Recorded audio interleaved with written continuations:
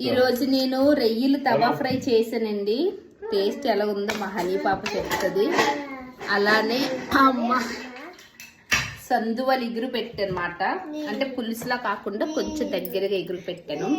Taste చేసి ఎలా ఉందో మీతో షేర్ చేసుకుంటాను, చూడండి. దాన్ని నేను తినిపించేస్తాను. మరి ప్లేట్లో వద్దు అంతే. ఇక రొయ్యలు తిన్నా